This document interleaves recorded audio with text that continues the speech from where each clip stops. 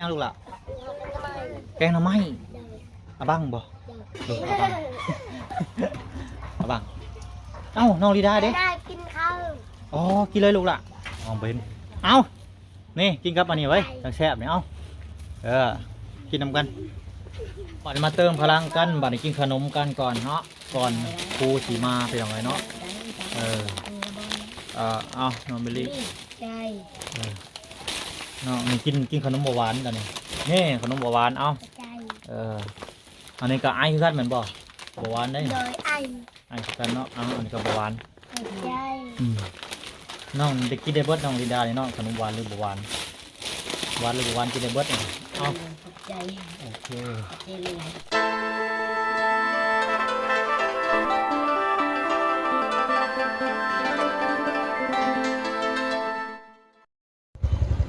เอาเนาะพี่น้องบาทนี่เปิดภาพมาหลังจากลงมาแต่เฮือนน้องไก่ทองพี่น้องเนาะกะสิเข้าไปหาน้องลินดากัญญาเพิ่นพี่น้องเนาะกับขนมกระต้มที่ซื้อให้ทั้งน้องกระทองเพิ่นเลยเนาะพี่น้องบ้านนั้นก็ซื้อเสริมมาให้น้องเพิ่นแน่เพิ่นละเล็กละน้อยเนาะแล้วก็บ่น้อยเมื่อกี้นี่ลืมเอายาให้เพิ่นเนาะแต่บ่น้อยก็เอาไปให้เพิ่นแล้วเมื่อกี้นี่ยาดีไข่แหละพี่น้องบ่น้อยซื้อยาดีไข่มาปั่นกันเนาะเพื่อนครอบครัวนั่นครอบครัวนี่แหละ2ครอบครัวพี่น้องเอ้ยซื้อยาวิตามินแน่มาให้เด็กน้อยพี่น้องเอ้ยเนาะแล้วก็สิไปเขาไปในพี่น้องเอ้ยซื้อของอยู่ของกินไปเพิ่นเนาะไปสาวพี่น้องเดินทางไปหาน้องลินดากัญญาเพิ่นจากเฮือนน้องไก่ทองนี่แหละพี่น้องนี่เด้คือไปหาน้องลินดากัญญากับบ่ไกลดอกพี่น้องเอ้ยเนาะผมทางไปก็เห็นกันตัวด่วนเลยย่างไปหาสู่ก็ได้ผลิตน้ำก็ได้พี่น้องเพิ่นไปเฮียนน้ำกันคุมมือเนาะ อันนี้สายไฟพี่น้องโอ้สายไฟหนึ่งมาต่อห้องสีผมฮึบโอ้เกือบ3 รอบปีนโอ้เจอใช่เจอพัวขึ้นโน่นก็ได้นิ่งมาต่อห้องสีพี่น้องเอ้ยนิ่งมาไกลแห้งไฟคือว่าแห้งอยู่เมื่อนี้ไฟบ่แห้งเลยเดี๋ยวเขาไปหาน้องลินดากัญญาเพิ่นพี่น้องว่าสิอยู่เฮือนหรือบ่อยู่บ่ฮู้กันหมดเอาหัวคอยลงเลยพี่น้องเอ้ยมือเดียวครึ่งเนาะบ่อยากแพ้มันบ่อยากสนะมันห่านลงทางผิดบัดสิปีนขึ้นได้หรือบ่บัดฮึบ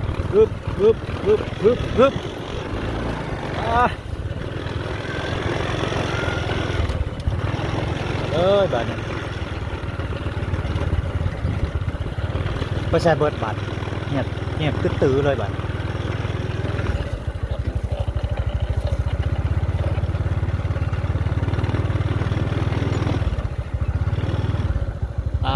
ถ้าเธอกำลังคิดเขาไปใส่เบิดโอ้ไปอยู่โฮมดีกว่าแบบนี้ทำไมอยู่โฮมไปเลย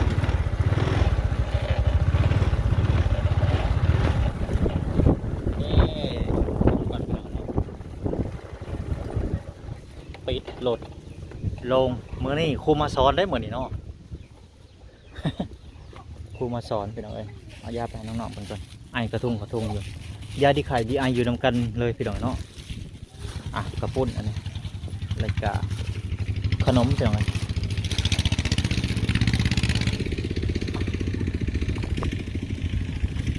ไปใส่เบอร์อะไรเด็กๆก็ได้โอ้กินข้าวกับแกงน้ำไหม้บ่โอ้เพื่อนเอิญกินข้าวกินบ่นอนอยู่ลุมกินข้าวเด้อเพื่อนว่าฮะเนี่ยก็จะว่ายังก็กินนี่โอ้บ่เป็นยังขอบใจหลายๆบ่เป็นยังขอกินแล้วขอบใจหลายๆทางนี้ก็ลังกินข้าวบานนี่เนาะสวัสดีกินข้าวยังลูกล่ะแกงหน่อไม้อะบังบ่อะบังเอ้าน้องลีดาเด้ได้กินข้าวอ๋อกินเลยลูกล่ะเรากินแล้วใช้น้องลินดาเด้ฮะไปใช้อ๋อน้องลินดาเพิ่นนอนอยู่ห้องมันเป็นห้องเฮียนเป็นห้องบอดซ้อนเนาะบอดซ้อนได้นี่แหละกินเพิ่นกินข้าวแล้วเนาะลินดากันเนาะกินแล้วบ่ไปหาหน่อไม้เอ้าสบายดีทางน้องๆเพิ่นนี่เนาะ คือฮักก็เคยเห็นมาเป่าบ่หรือในใดมาในใดแบบใด แม่มาเป่า มาเป่าแม่เป็นยัง มองบ่เห็น ฮะ มองบ่เห็น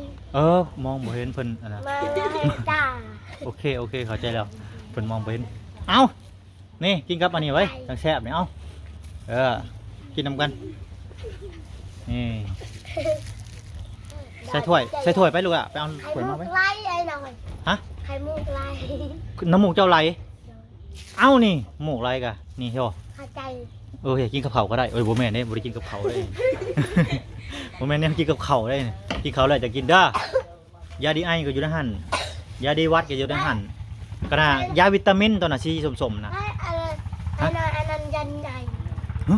ได้ใหญ่ใหญ่ ยาดีไออยู่นำกันนี่เบิ่งสิบอกเด้อสิบอกตัวนึงไปไหนนี่ในสูตรเดียวกันเนี่ยไข่ไออยู่ในนี่เด้อไข่กับไออยู่นำกัน ตัวนี้อมอันนี้อมกินก็ได้อันนี้ฮะอมกินลิ้นรอดอันนี้ฮะโอ้โหลิ้นได้กินอะไรได้เนาะโอ้คือถ้วยน้อยแท้นี่เฮ็ด2 ถ้วยเอา2 ถ้วยคนละถ้วยไปเอา2 ถ้วยคนละถ้วยไว้นี่สั่นมากระหลอกพ่อ สั่นมากระหลอกอีกแล้วกระหลอกเนี่ยยังบ่หาจักเถื่ออยู่พี่น้องเนาะ กระลักด้วยไง กระหลอกเนาะ โอ้ยกระลัก นี่ขนมพี่น้องเนาะมาให้ท่านน้องๆเพิ่นดีแบ่งกันกินนี่แหละบ่แม่นเอ้ายังนี่ผู้บ่นี่บ่แม่นขนมบ่นี่โอ้นึกว่าผู้ไปจูดปีใหม่บ่แม่นได้นี่เนาะ ขนมผู้ไปอ่ะ มันคือออกยากแท้ขนม ตัวนึงมันยัดด้วย ตัวใดผู้ใดกินหวานบ่ได้แล้วบ่กินเด้อไอเด้ออันนี้ผู้ละอันเอาไปจูดปีใหม่ ว่าได้ไปจูดอะไร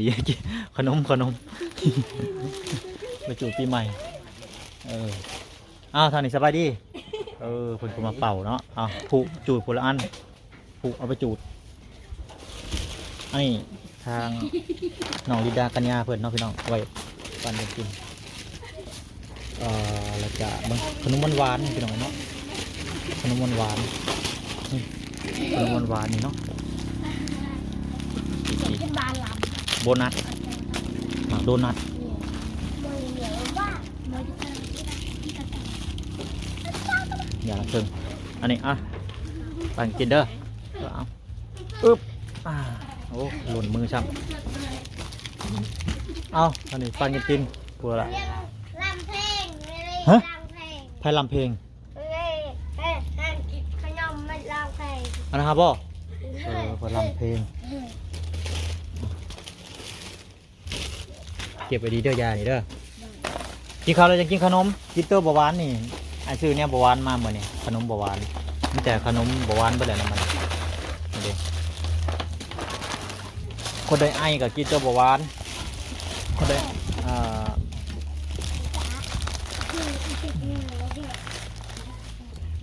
ยังสิไปให้ครอบครัวไอนะคนอีกเนาะหน่อยหนึง ได้ พงหนึ่งเอากินกินข้าวทางแม่เป็นมาเป่าเนาะน้ำพอน้องลินดาไปน้องกัญญาสุมเจ้ากินแล้วบอกเขากินแล้วกินแกงน้ำมัน กินได้ไหมคือกันกินแต่มือใดมือวานนี่บ่หรือมือนี้ มันนี่มัน เดี๋ยวกินแต่มือวานป้าตุ๊ผู้ดังขอบแคบๆไปแล้วเนาะผู้ก็ได้ลองกินมึงดูทางนี้ลองกินมึงดู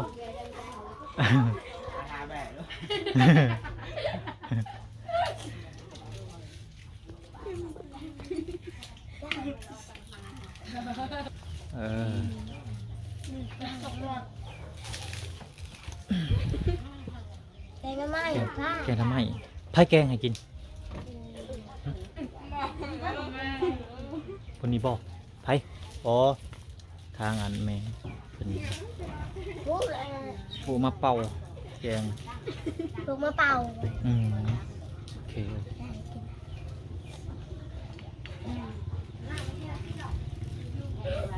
พระจะแกงปลาฮะ เออเอาลงมาได้ได้ มาเป่าแกงปลาเนาะ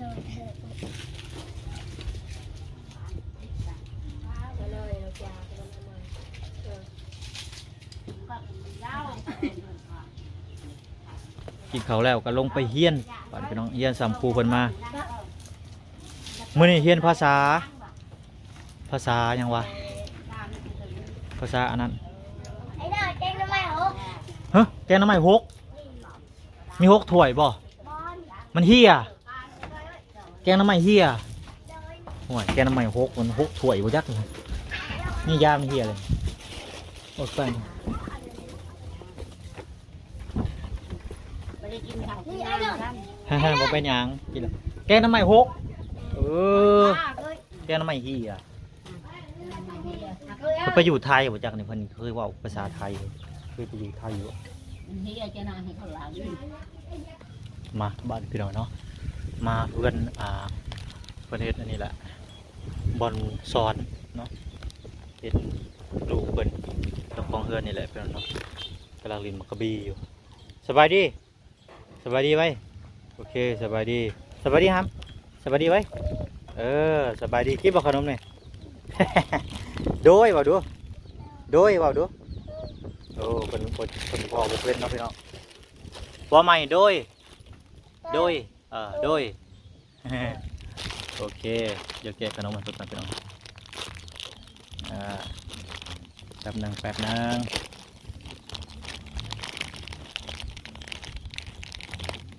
เอาถูญ่าก่อนนุบเออสละโอเคอันนี้บัตรเอาถูญ่าโอเคเจนบัตรนี่แกะเป็นบ่แกลองมึงดูเป็นด้วยเอาเย็นบาดนี่ ส่งกระยิบเอาเพียงเนาะยิบหนาเลยส่งแตกเป้าพอแม่เพิ่นยิบให้แต่ว่าส่งเท่านี้ขาดส่งขาขาดลูกอายเพิ่นเจ้าของเฮือนนี่แหละพี่น้องเนาะเป็นบ่ฮัมเจ้าแกเป็นบ่ไสเฮ็ดบาดนี่ได้บาดนี่กินหมูกกันย่อยพอกินหมูกบาดนี่เอ้าเสริมพลังเข้าไปบาดนี่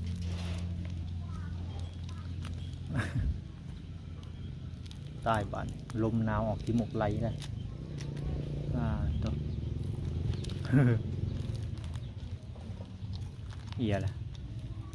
เก็บไว้ดีๆเด้อมันเหี่ยเลย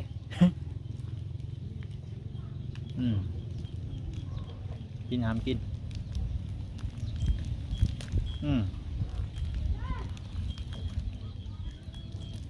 บ่ขอบใจดูทำเป็นบ่ขอบใจไว้สิ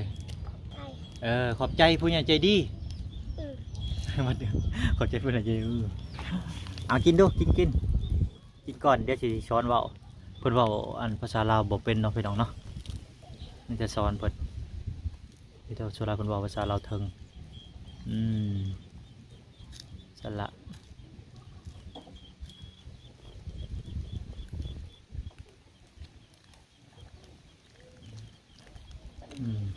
กิโล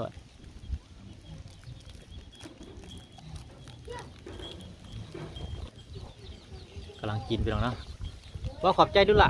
ขอบใจดูหำขอบใจเด้อว่าสิ ก็จะ ผู้ใหญ่ใจดี ไงเจ็บตี พอผมเป็นประเดี๋ยวพี่น้องเนาะได้อยู่พี่น้องเอ้ยเอาฝึกไปเรื่อยๆเดี๋ยวแต่ละมือก็จะเข้ามาหาทางน้องๆเพิ่นไปก่อนพี่น้องเอ้ยเขาไปหาทางน้องๆเพิ่นก่อนเนาะโอ้น้องๆเพิ่นอยู่ในน้องกันน้องลิดาเพิ่นนอนอยู่ในเพิ่นวะเอาไปซะเลยสบายดีน้องลินดาตัวนอนอยู่นี่เลยบ่เจ้ากินนี่ไปได้นอนเฮ็ดหนังสือบ่ทุสีเฮียนนักขนาดเนาะจนว่าจนนอนหลับเลยเมื่อนี้แล้วเพิ่นมาเนาะครูเนาะเมื่อวานนี่วันอาทิตย์บ่ไม่วันจันทร์เพิ่นอาจสิมาพี่น้องเลย พี่น้องตกกัน มันครูมาพี่น้องเนาะ ยินดีเธอเราบิดกับเมื่อยแต่ว่าแจกได้ ซอบ่มีเนี่ยจุดสุ่มนี่อันนั้นบ่แม่นมิกเพิดบ่มี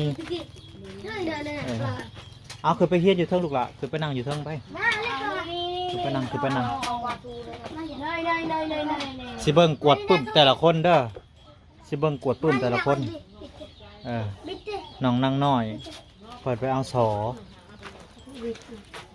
ขึ้นไปประจำตำแหน่งแต่ละคนคือไปนั่งไปนั่งไปนั่งเอาเป็นเอาไว้บ่าในทางบ่น้อยก็สิให้เบิ่งปึ้มแต่ละคนเนาะเบิ่งปึ้มแต่ละคนแต่ละคนเป็นเอาไว้น้องลินดากัญญานางน้อยเท่าบิลลี่เมื่อกี้นี่ก็เป็นตรวจเบิ่งปึ้มน้องกระทองเพิ่นมาแล้วพี่น้องเนาะเบิ่งสิขึ้นไปเบิ่งพี่น้องเอ้ยแต่ละคนเฮียนฮอดกันได้แล้วเอาเริ่มจากต้องบิลลี่ก่อนมาไม่ใช่เบิ่งปึ้มเดือนนี้เนี่ยอนุโลมเดือนนี้เดือนหน้าผู้ได้หอบปึ้มอนามัยปึ้มดีๆผู้ได้ปึ้มสะอาดสิมีรางวัลอีก มีเบิร์ดได้ต่อไปแหละก็เขียนงามเขียนสื่อเขียนอย่างสั้นอย่างซี่เนาะมันสื่อมันงามต่อไปกวดเบิ้งผู้ได้คะแนนหลายแล้วก็สีให้ของขวัญนำไปดองเนาะนี่เบิ้งเท่าเท่าบิลลี่เขียนมือแรกบ่เนี่ยเขียนมือแรกบ่เนี่ยสื่อเรื่องไปเขียนเนาะสื่องามเลยพี่น้องเอ้ยนี่มันจะเหลือบน้อยหนึ่งไปเขียนถึกตากะโลพี่น้องเลยเนาะเห็นนี่เห็นบ่น้องบิลลี่มันสื่องามเลยบ่เคยเขาเฮียนบ่เคยเขาเลยเนาะบ่เคยเขาเจ้าเถื่อบ่เคยเขาห้องระบานก็บ่เคยเพิ่นนี่สิเฮียนเก่งเพิ่นสิเฮียนไวเพิ่นสิเฮียนเป็นไวได้นี่เขียนสื่อก่อนเช่นประหยัดมักแปดกี่นี่เนาะมักแปดเขียนมันเบิดหนาแล้วจังขวบไปหนาใหม่เด้อเขียนมันเต็มซะก่อนเอาไปหนามันจังประหยัดเงินฉันเงินเฮาซื้อมันเบิดได้เอาไปเขียนขวบหนาใหม่เลยน้องบิลลี่ผ่านไปบัดนี้น้องกัญญามาสะดุกละเพิ่มเจ้าตัวนี้ป่ะน้องกัญญาเนาะชื่อเขียนชื่อแม่แต่ละคนนี่เจ้าอันนี้ชาวคุกเขียนให้บัดนี้อันนี้เบิ้งสิเขียนไหนมาเขียนชื่อไว้ให้แต่ละคนยังทะเลเป็นออกไปนอนต้องเขียนชื่อไว้ก่อนกี่ให้เดือนกับคุณน้องบิลลี่บมมิกเนาะซอมันอยากลืบออกไว้เขียนมิกสบายเขียนชื่อน้องบิลลี่เนาะ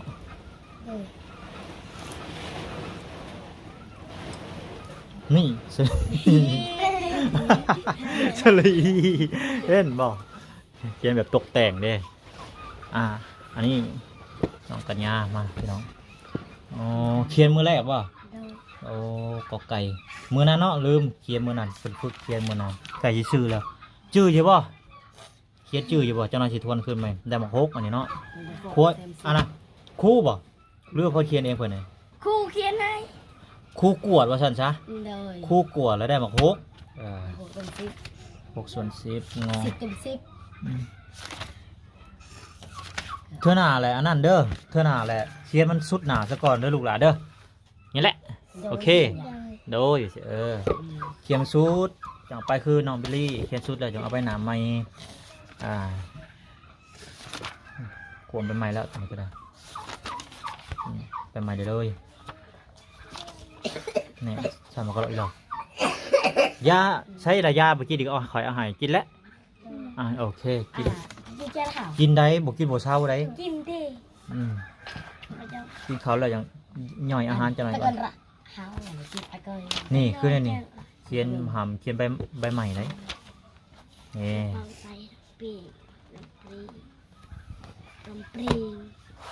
จื้อไว้เด้อบ่าเดี๋ยวบอกให้เขียนใบใหม่เด้อเธอหนาละกวดปึ้มไทยสะอาดมันได้รางวัลน้องนางน้อยนี่เนาะมีเสือแล้วบัตรมีวงเวียนบัตรมีวงเวียนบัตรหัวคือหมุนอยู่มันยังห้อยเดือบอลดูมันยัง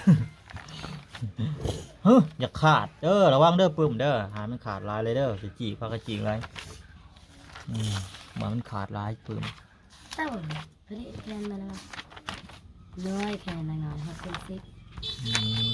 เต็มอยู่นะเต็มโพดอันจะขีดนั่งขีดยาจนเต็มจนเหลือเลยอันนี้ขีดลายหมักแป๊ดอันนี้เนาะ เป็นสิบ โอ้ไผเขียนอันนี้10 สิบเป็นสิบ โอ้ บ้านที่สิเป็นสิ โอ้เพิ่นน้อยคู่บ่นี่กวดนี่ฮะแม่นบ่น้อยคู่คือกวดหลายแท้นี่ฮะเดี๋ยวเขียนมั่วอะไรเด้อสมเจ้า ตัวใดคู่ตัวใดคู่กวดตัวใดไปเขียนลิงก็มีประมาณนี้ เขียนเลยก็ไปเขีย มี น แต่ขวมไปเลยเนาะไผก็ได้ ว่าหน้าเด้อเดือนนี้อนุโลมเดือนนี้เดือนหน้าน่ะบ่ได้สิมากวดใหม่เดี๋ยวจะสรุปจังหน่อยที่สรุปใหม่มีแต่เบิดปึ้มตัวนี้แหละจะสิกวดใหม่ประมาณนี้พี่น้องเนาะเบิดปึ้มพวกนี้จะสิกวดเดือนหน้าเดือนนี้อนุโลม พอดีเลยปึ้งมาหน่อย เดือนนี้ถือว่าอนุโลมก่อนใช้น้องของเจ้าเด้เสีย เดิม เสียแล้วปึ้มเสียบ่เป็นหยังผู้ใหม่ซื้อใหม่มื้อหน้าโอเคบ่เป็นหยัง ปึ้งสีขาว อืม มีเขียน ถือว่าประมาณนั้นจะโมงก็3 โมง 2 โมงเพิ่นมา3 โมงเนาะ สมอง 3 โมงแล้วเพิ่นมาเที่ยงพี่น้องเนาะแล้วก็ ตีแดงแล้วตี ยังไปบังสูตรแล้วเพิ่นแล้วบังสูตร ได้บางสูตรเวลาจังเล่าน้ำหลังมีแต่ถาคู่เพิ่นมาอย่างเฮียนใหม่ เขียนแดง บัดมาเติมพลังกันบัดนี้กินขนมกันก่อนเนาะก่อนครูสิมาพี่น้องเนาะเอาน้องเบลลี่ ใจ น้องนี่กินขนมหวานกันนี่ขนมหวานเราบ่กินเอาขนมตัวหวานให้เพิ่นนี่ขนมหวานเอา ใจ อันนี้ก็ไอคือกันเหมือนบ่หวานได้ โดยไอ ไอคือกันเนาะอันนี้ก็หวาน ใจ น้องได้กินได้เบิดน้องลินดาเนี่ยน้องขนมหวานหรือหวานหวานหรือหวานกินได้เบิดเอา ใจ โอเค ใจเลย ตัวนี้หวานเจ้ากินบ่ได้อันนี้เอาเบิ่งใช่แล้วคือเห็นทางน้องๆน้อยเพิ่นอันนี้ให้น้องลินดาเพิ่นก่อนน้องลินดาเพิ่นกินนำเนาะเอาน้องลินดาตะหวานจะกินได้ดอกเพิ่นใหญ่ไปมีผู้อันนี้พี่ซีน้ำกันเด้อมันสิเป็นรสชาติแบบใดนี่เอาฮักซิมปันกันคนละน้อยอันนี้ ใจ ซิมตัดทีละน้อยผู้ใดบ่เคยกินผู้ใดเคยกินแน่นี่ บ่เคย อ้ายก็บ่เคยคือกัน เคยเคย บ่เคยคือกันลองซิมเบิ่งดูฮะมันเป็นจังไดมันสิเป็นแบบใดมันคือบังไฟดอกนี่บ่ เคย เจ้าเคยบ่มันเป็นอะไรรสชาติมันหวานหรือเค็ม ไม่ได้เข็ม บ่ได้เค็มมาออกมาเบิ่งดูฮักดูฮักปันกันดูฮักให้น้องลิดาฮักให้เบิ่งฮักโอเคหันกัน เอา จะได้สม เอา และน้อง ปันกัน นี่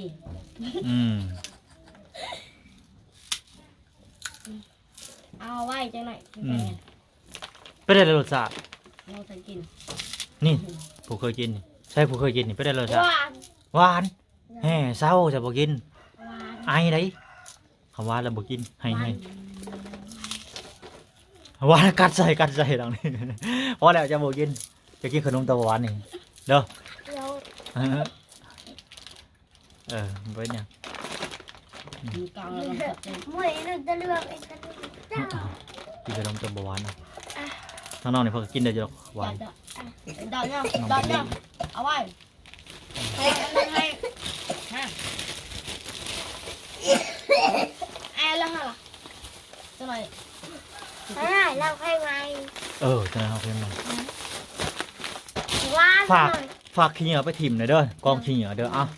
ใส่ชุมเจ้ากินแล้วก็เก็บซะนี่ขี้เหงื่อห้ามถิ่มซะท้ายให้มันนี่ได้นี่ เทียมนี่บ่นะเก็บถิ่ม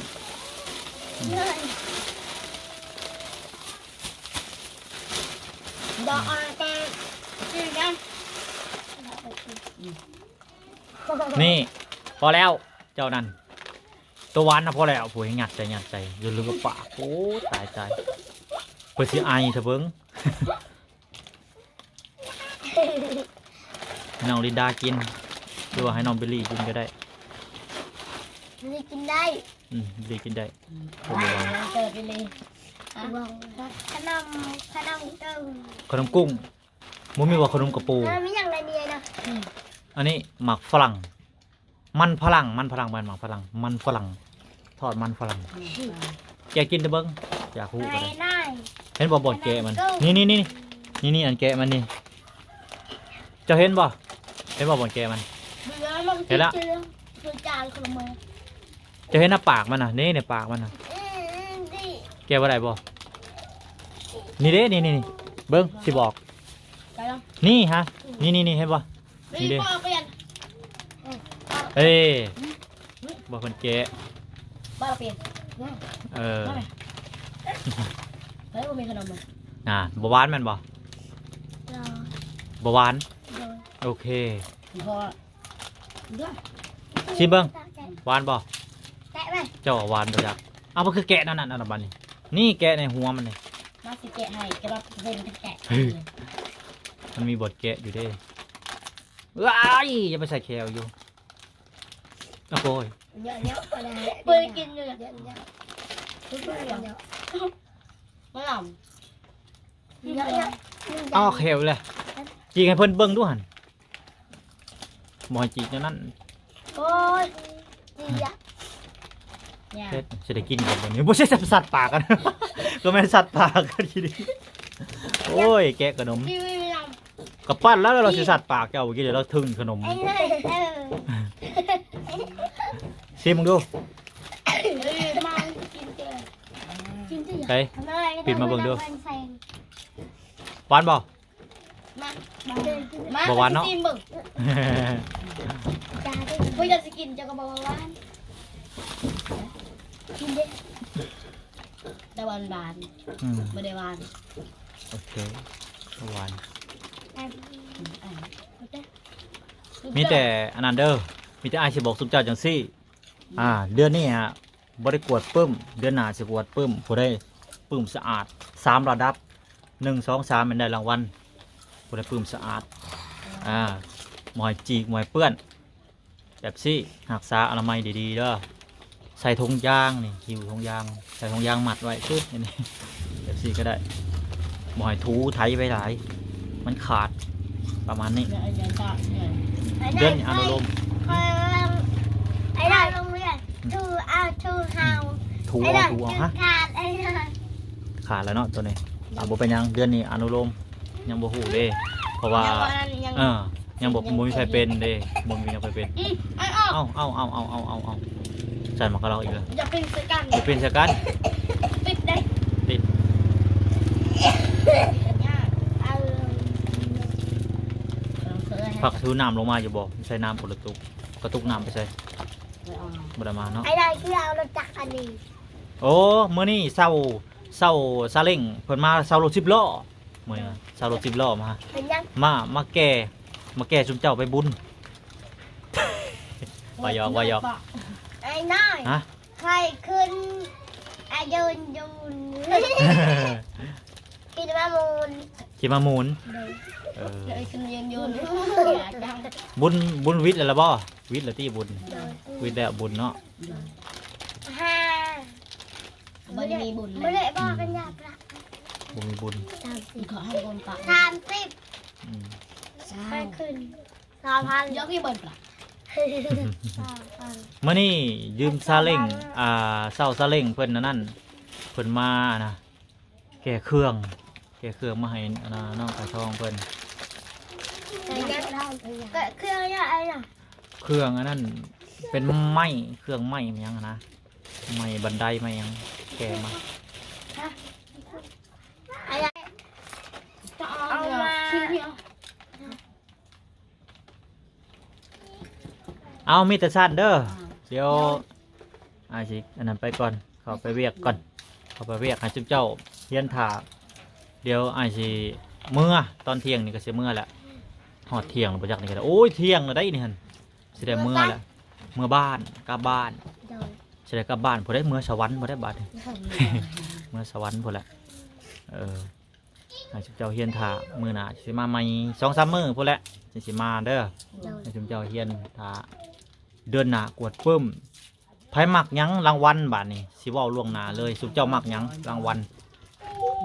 อยากได้หยังบ่ฮู้บ่บ่ว่าเพิ่นมักหยังเนาะอีหยังก็ได้เนาะถือว่าของขวัญเนาะเบิดเนาะโอเคแล้วแต่ คนป้ายแล้วก็ตาป่า อ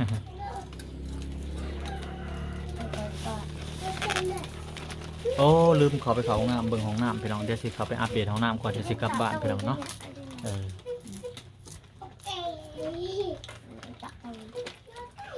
เอาซะยกเลิกภารกิจจบภารกิจ